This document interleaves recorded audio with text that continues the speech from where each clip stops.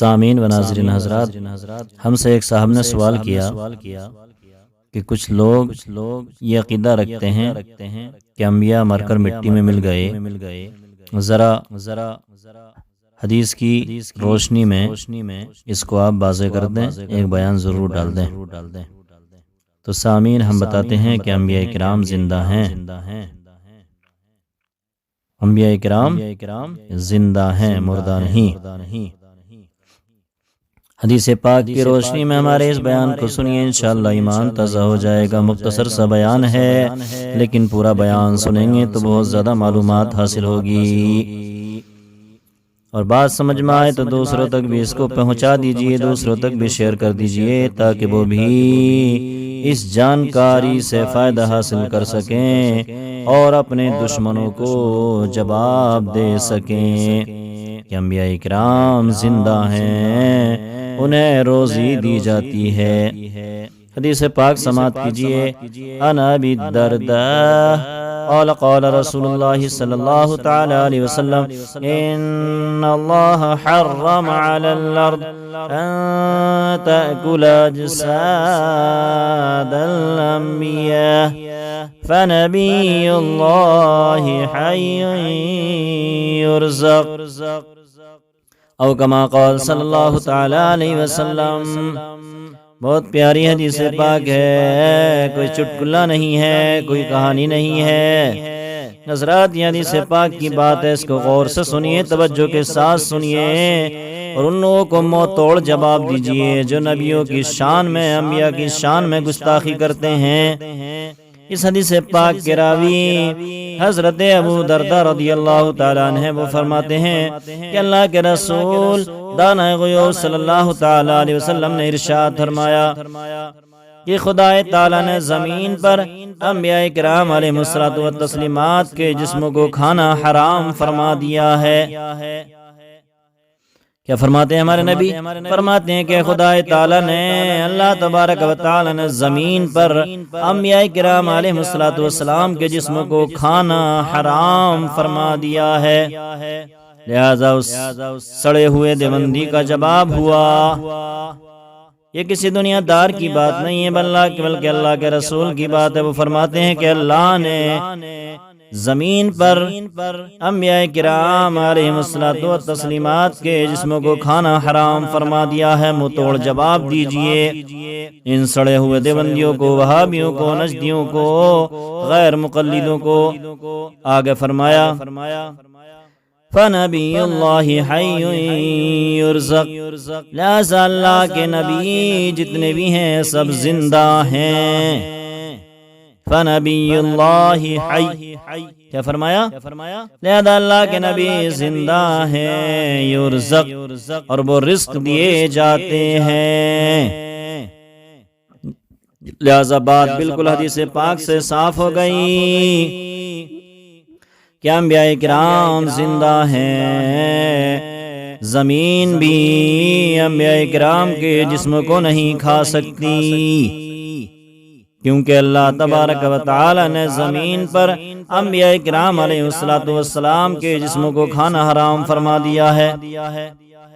لہذا آج کے اسم اللہ کی بات صحیح ہے، یا اللہ کا فرمان اور ہمارے نبی کا فرمان صحیح ہے، اب فیصلہ خود ہی کریں اور اس حدیث کی روشنی میں ان کو جواب دیں۔ ارے تو ملا بات کرتا ہے نبیوں کی، آ جا تو شہیدوں کے بارے میں دیکھ لے۔ رب نے فرمایا وَلَا تَقُولُوا لِمَن يُقْتَلُ فِي سَبِيلِ اللَّهِ أَمْوَاتٌ، جو لوگ راہ خدا میں قتل کیے جائیں انہیں مردہ نہ کہو، بل احیاء، بلکہ وہ زندہ ہیں، وَلَٰكِن لَا تَشْعُرُونَ، لیکن تمہیں شعور نہیں، تمہیں دیکھتا نہیں ہے، لیکن اللہ نے ان کو زندہ فرمایا۔ اللہ نے فرمایا بل احیاء، بلکہ وہ زندہ ہیں۔ لہذا جب شہید زندہ ہوئے تو انبیاء تو بدرجہ اولا زندہ ہیں، اس لیے تو اللہ نے فرمایا فنبی اللہ حی، اللہ کے رسول نے فرمایا کہ اللہ تعالیٰ نے نبیوں کو زندہ رکھا، اللہ کے نبی زندہ ہیں، اور اتنے ہی نہیں بلکہ روزی بھی دیے جاتے ہیں۔ لیکن حضرات موت برحق ہر ایک کو آتی ہے، تو پھر اس کا مطلب کیا ہوا؟ اچھے رضا پیارے رضا ہم سب کے رضا کی نظر جب روایت پر پڑی اور موت کے بارے میں پڑی تو حضرات فرماؤ بریلی کی سرزمین سے پکار اٹھے کہ انبیاء کو بھی اجل آنی ہے۔ جب اسی روایت پر نظر پڑی تو پکار اٹھے انبیاء کو بھی اجل آنی ہے، مگر ایسی کہ فقط آنی ہے، پھر اسی آن کے بعد ان کی حیات، پھر اسی آن کے بعد ان کی حیات مثل سابق وہی جسمانی ہے۔ لہذا مسئلہ صاف ہو گیا کہ انبیاء کرام علیہ الصلوۃ والتسلیمات زندہ ہیں، رزق دیے جاتے ہیں، مٹی ان کو کوئی نقصان نہیں پہنچا سکتی۔ انبیاء کرام علیہ الصلوۃ والتسلیمات وفات کے بعد دنیاوی زندگی کی حقیقت کے ساتھ زندہ رہتے ہیں۔ اس کے لیے ثبوت چاہتے ہو تو ہم بتاتے ہیں، شب معراج جب سرکار اقدس صلی اللہ تعالی علیہ وسلم بیت المقدس پہنچے تو انبیاء کرام علیہ الصلوۃ والتسلیمات کو وہاں نماز پڑھائی۔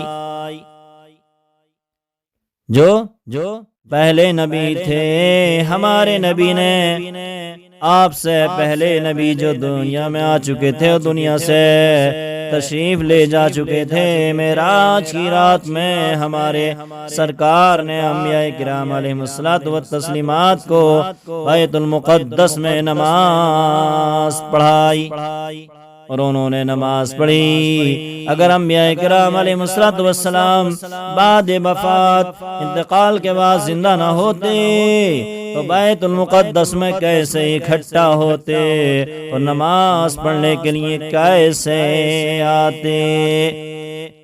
بات بالکل صاف ہو گئی۔ منہ توڑ ان کو جواب دیجئے اور ان کی بولتی بند کیجئے، اپنے سنیوں کے عقیدے کو بچائیے،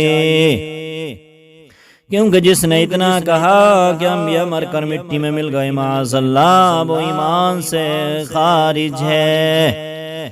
ہمارے سنی بھی ان کی صحبتوں میں رہ کر اپنے عقیدے کو برباد کرتے ہیں، ان سنیوں کے عقیدے بھی ان کے ساتھ رہنے کی وجہ سے برباد ہو جاتے ہیں، کیونکہ ان کے ذہن میں بھی، بولے والے سنیوں کے ذہن میں بھی یہی بات آ جاتی ہے کہ اب موت آنا ہے تو انبیاء کرام بھی مر کر مٹی میں مل گئے معاذ اللہ۔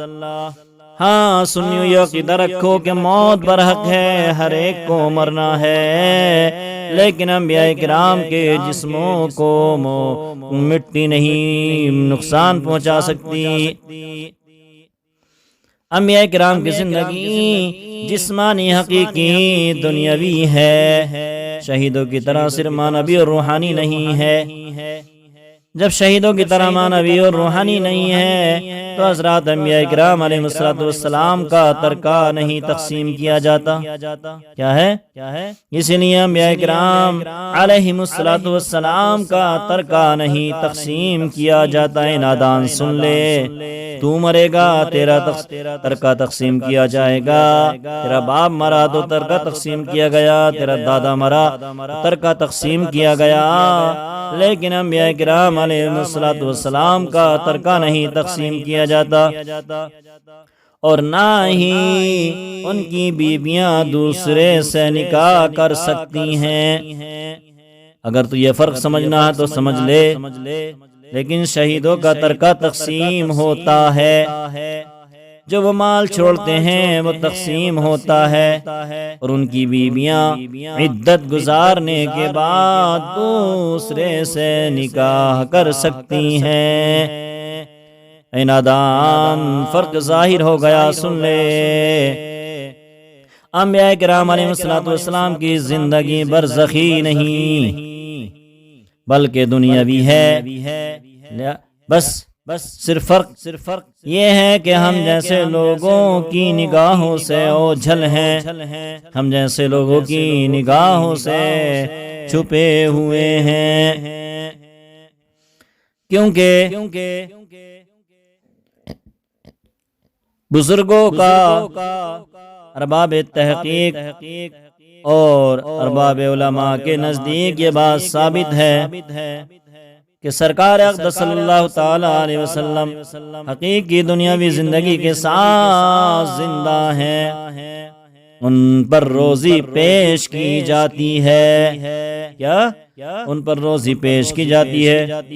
علماء محققین کا یہ فیصلہ ہے، ان کی یہ تحقیق ہے، تمام لذت والی چیزوں کا مزہ اور عبادتوں کا سرور پاتے رہتے ہیں، لیکن جو لوگ کے بلند درجوں تک پہنچنے سے قاصر ہیں، جو بلند درجوں تک نہیں پہنچ سکتے، ان کی نگاہوں سے اوجھل ہیں۔ لہذا بات صاف ہو گئی حدیث کی روشنی میں اور قرآن کی روشنی میں کہ انبیاء کو مردہ کہنے والا خود ہی مردہ ہے۔ انبیاء کو یہ کہنے والا کہ مر کر مٹی میں مل گئے، معاذ اللہ، وہ ایمان سے خارج ہے، وہ جہنمی ہے۔ لہذا سنیو، ہمارے اس تقریر کو سنو اور سن کر عام کرو اور اپنے عقیدے کو بچاؤ، اور بھولے والے سنیوں کے ایمان اور عقیدے کو بھی بچاؤ، ان بدعقیدوں سے، ان ظالموں سے اپنے آپ کو بچاؤ، اپنے بھائیوں کو بچاؤ، پوری دنیا کے سنی مسلمانوں کے ایمان کی حفاظت کی فکر کرو۔ صرف اپنے عقیدے کی حفاظت کی فکر کرنا اور دوسرے سنی صحیح مسلمانوں کو یوں ہی چھوڑ دینا حضرات، یہ شریعت میں جائز نہیں۔ اس لیے خود بھی اس بیان کو سنیے، بار بار سنیے اور دوسروں تک بھی پہنچائیے، اور دوسروں کی بھی اصلاح کر کے بدعقیدوں کی صحبت سے بچائیے، کیونکہ یہ بھیڑیے، یہ بدعقیدے اسلامی لباس میں، کرتے پیجامے کے لباس میں، داڑھی ٹوپی کے لباس میں آ کر بھولے والے سنیوں کے ایمان اور عقیدے کو برباد کرنا چاہتے ہیں، اور نبی کی شان میں قسم قسم کی گستاخی کرتے رہتے ہیں۔ ہم نے یہ ایک سوال کا جواب دیا کہ ہمارے ایک مخلص محب نے، چاہنے والے نے سوال کیا، اس قسم کے سوال ہمارے پاس آتے ہی رہتے ہیں۔ جو لوگ ہم سے سوال کرتے ہیں ان کے سوالوں کے یوں ہی جواب دیتے رہیں گے۔ اگر آپ ہماری باتوں کو سنتے رہیں گے اور اس کو دوسروں تک پہنچاتے رہیں گے تو انشاءاللہ سب کو فائدہ حاصل ہوتا رہے گا۔